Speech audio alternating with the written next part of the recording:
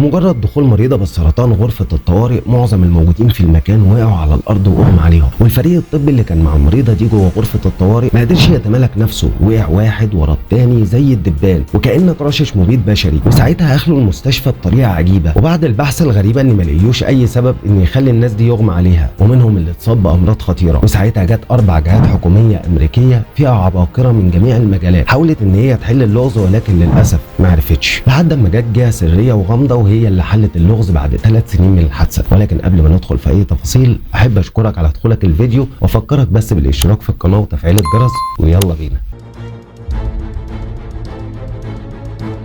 في ليلة 19 فبراير سنة 1994 اتصل راجل عايش في جنوب كاليفورنيا برقم الطوارئ 911 علشان يبلغهم بصديقته اللي بتكافح من أجل التنفس، وطلب منهم يبعتوا لها سيارة إسعاف في أسرع وقت. والراجل ده كان متوقع اللي هيحصل لصديقته جلوريا ريميريز اللي عندها 31 سنة، لأنه كان عارف إن هي مصابة بالسرطان في عنق الرحم، وده لما ابتدت جلوريا إنه يظهر عليها أعراض المرض من 6 أسابيع تقريبا. وساعتها بلغوها الأطباء إن مفيش قدامها وقت طويل، وده كان بسبب إن حالتها متأخرة. والحالة المتأخرة كانت بسبب ان جلوريا لما تعبت من كام سنة ودخلت المستشفى كان ظاهر عليها علامات بتشير الى احتمال اصابتها بالسرطان، ولكن للاسف الدكاترة ما اكتشفوش المرض، ولو كانوا اكتشفوا المرض في الوقت ده كان في احتمال كبير جدا انها تتعالج منه، ولكنهم ما اكتشفوش ده الا بعد ما فات الاوان من 6 اسابيع بس. جلوريا كانت ام لطفلين، واحد عنده 9 سنين والكبير عنده 12 سنة، وزيها زي اي ام هتسمع ان حياتها على المحك هتحاول بكل ما عندها انها تلاقي حل للمرض ده، بالذات انها كانت بتعشق اولادها الاثنين وكانت مسخره كل حياتها ليهم، بمعنى اصح انها كانت عايشه من اجلهم. لذلك لما سمعت ان هي مصابه بالسرطان وكمان في مرحله متاخره اترعبت جدا وبقت حزينه بشكل واضح. وساعتها قررت جلوريا انها تلاقي اي طريقه تبقيها على قيد الحياه او تطول من فتره بقائها شويه، لان اطفالها ما زالوا محتاجينها. ولما شخصوا الدكاتره مرض جلوريا بالسرطان بلغوها انها تبدا علاجها الاشعاعي في اخر فبراير، وبكده لسه هيكون قدامها كام اسبوع.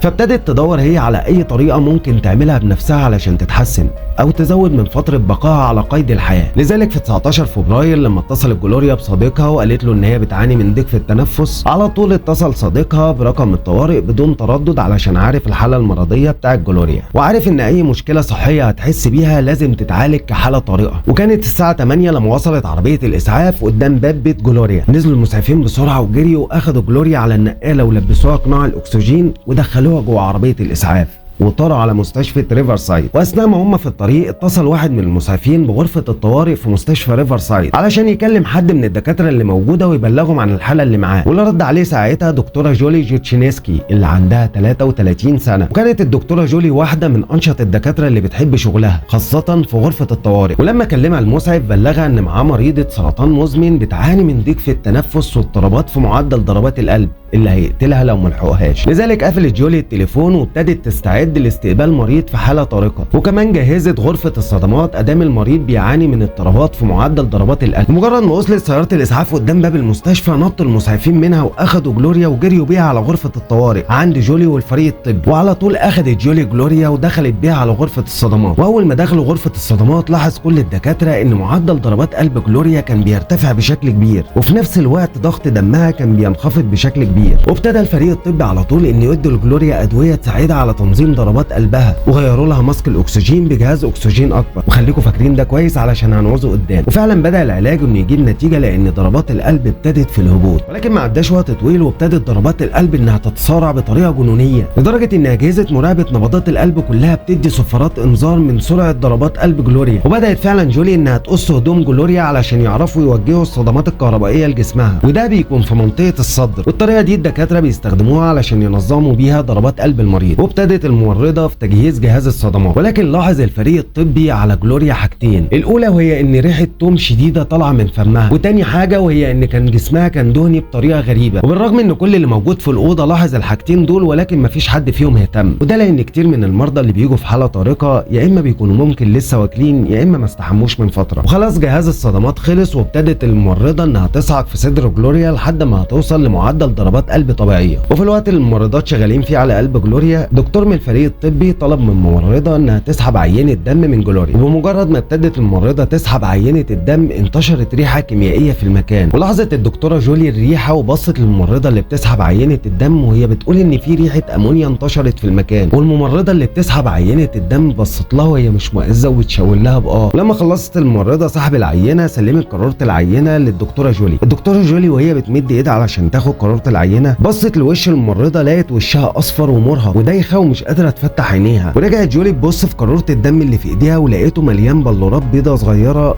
كتير جدا، وكانت اول مره تشوف دم بالشكل الغريب ده. وقبل ما تقول جولي لاي حد من الفريق على البلورات البيضاء اللي موجوده في الدم ده لقت الممرضه قدامها بتنهار ويغمى عليها وبتقع على الارض، ولحسن حظها ان كان في دكتور جنبها لحقها قبل ما تصطدم بالارض وخدها وطلع بيها بره غرفه الصدمات علشان باقي الفريق يقدر يركز مع جلوريا اللي معدل ضربات قلبها مش راضي ينتظم وخلاص على وشك الاحتضار. في الوقت ده جولي واقفه في مكانها مستغربه من كل اللي بيحصل، الريحه اللي انتشرت فجاه وزميلتها اللي تعبت واغمى عليها وشكل الدم الغريب اللي ماسكاه في ايديها. وللمره الثانيه قبل ما تقول جولي لاي حد من الفريق الطبي عن البلورات البيضاء اللي موجوده في الدم حست جولي ان هي دايخه ومش قادره تقف وهيغمى عليها، سابت على طول قارورة الدم في الصينيه اللي قدامها وطلعت بره غرفه الطوارئ وقعدت على كرسي الاستراحه اللي موجود جنب الباب، وهي قاعده كده وتعبانه لقت ممرضه جايه عليها جري. الممرضه دي ما كانتش معاها في غرفه الطوارئ وبتسال جولي هو انت تعرفي؟ فبصت لقيت جولي في حاله مش طبيعيه، فبتسالها هو انت بخير؟ فجولي بتحاول ترفع راسها وبتتكلم معاها فما قدرتش، فعينها لفت كده واغمى عليها ووقعت على الارض. في نفس الوقت ده جوه غرفه الصدمات ممرضه تانية اغمى عليها ووقعت على الارض،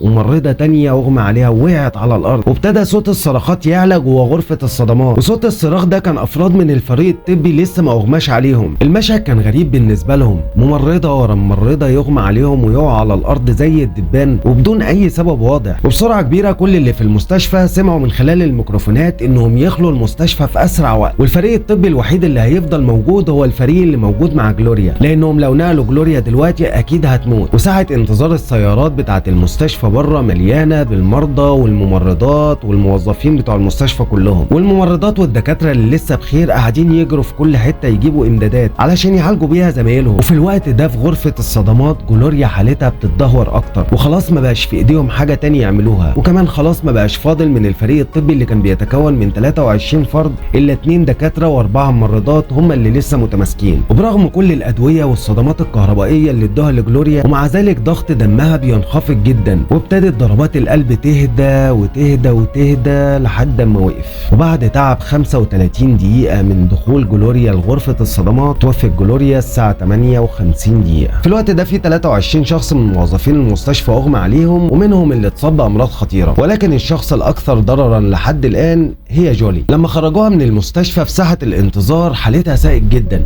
فخدوها في عربيه الاسعاف وراحوا بيها على مستشفى تانية، وعلى طول دخلوها العنايه المركزه، وهناك ممرضه سحبت منها عينه دم، ولقوا في عينه الدم دي بلورات بيضه صغيره زي البلورات اللي كانت في دم جلوريا. الساعه 11 في نفس الليله الغريبه دي دخل فريق بحث عن المواد الخطره داخل مستشفى ريفر سايد علشان يدور فيها على اي تسريب كيميائي، وده لان المتداول بين موظفين المستشفى ان في تسريب كيميائي اتسرب لغرفه الصدمات ومنها انتشر للمستشفى كلها. وبعد بحث مكثف ما لقيوش اي تسريب كيميائي ولا اي دليل بيدل على وجود عدوى او سم في الجو، وده خلى الحكومه الامريكيه في حيره كبيره ومخاوف من ناحيه مستشفى ريفر سايد، واهتمت الحكومه بالموضوع ده وبقى مهم جدا عندهم انهم يعرفوا ايه سبب المرض الجماعي ده، فبعتت الحكومه فريق الكوارث هازمت. وبالرغم من البحث المكثف عن اي تسرب كيميائي ما لقيوش اي حاجه، وبقى في مخاوف من المستشفى ومن جثه جلوريا، وابتدت الاشاعات تتحول ان كده كان في سم في غرفه الصدمات يا اما في جسد جلوريا. وبعد 6 ايام من الحادثه جوه غرفه خاصه مقفوله كويس ولابسه الدكاتره كلها بدل وقايه شرحوا جثه جلوريا واكتشفوا ان مفيش اي سم جوه جسدها، وكشف كمان من تشريح الجثه ان هي ماتت لاسباب طبيعيه بسبب مرضها بالسرطان. وفي خلال الفتره دي كل الناس اللي اتصابت في اليوم ده اتعافوا واتحسنوا وابتدوا في حياتهم الطبيعيه. جولي الوحيده اللي الموضوع ماشي معاها بالعكس، بدل ما تتحسن بقى عندها مشاكل كتير بتعاني منها، مشاكل في التنفس والتهاب المنكرياس وده واحد من اكتر الامراض المؤلمه اللي ربنا ما يكتبها عليها، وابتدت عظامها تموت وبقت عايشه على كرسي متحرك. وكمان عائله جلوريا بقت تتهم المستشفى في موت جلوريا، وقالوا ان بسبب الابخره اللي كانت موجوده في غرفه الصدمات هي اللي اثرت على الموظفين وبالتالي ما قدروش ينقذوا جلوريا، وبيستندوا بمشاكل حصلت بالفعل في المستشفى من 3 سنين قبل دخول جلوريا المستشفى. واحده منهم لما اتسرب غاز سام خرج من جهاز تعقيم وانتشر في المستشفى من خلال المجاري، وده سبب في اصابه شخصين. وكمان الميه بتاعه المستشفى مليانه طحالب، ولكن المستشفى قالوا انهم فحصوا المستشفى ومفيش فيها اي تسريبات حصلت، وبالتالي المستشفى مش مسؤوله عن اللي حصل للموظفين ولا لجلوريا. والحكومه الامريكيه هتعمل بحث كتير جوه المستشفى عن اي نوع تسريبات، لدرجه انهم هيفتشوا بيت جلوريا يمكن يلاقوا غاز سام عندها او اي تفسير عن اللي حصل، ولدرجه كمان انهم هيشرحوا جثه جلوريا مرتين، ولكن محدش هيلاقي اي تفسير عن اللي حصل. وساعتها جت اداره الخدمات الانسانيه والصحيه في كاليفورنيا بعد ما شدوا لهم النفسين وقالوا لك احنا عندنا اجابات عن اللي حصل. قال لك اشجيني يا عم. قال لك ايه بقى؟ قال لك ان ده مرض اجتماعي جماعي، والمرض الاجتماعي الجماعي ده بقى يا عزيزي المشاهد بيحصل لما بيعتقد مجموعه انهم متصابين بمرض واحد، بالرغم ان مفيش ولا واحد فيهم مصاب باي مرض، ولكن سبب الالم اللي عندهم ده هو الخوف والقلق بس. ولكن الحكومه هتاخد النفسين دول على السجن بعد اللي قالوه، لان ازاي ده مرض وهمي واحنا عندنا واحده طريحه فراش وعندها تحاليل واشعاعات بتقول عندها امراض بالهبل. طبعا كلام الناس السكرانه دي زعل جولي وعائله جلوريا، وقالوا لك ان المستشفى كده مخبيه علينا حاجه واحنا هنرفع عليهم دعوه قضائيه. ولكن قبل ما يرفعوا القضيه كان في مركز غامض وسري في كاليفورنيا اسمه مركز علوم الطب الشرعي. الحكومه كانت استدعتهم علشان هم يحققوا في الموضوع ده، واللي كتبوا مركز علوم الطب الشرعي يكتب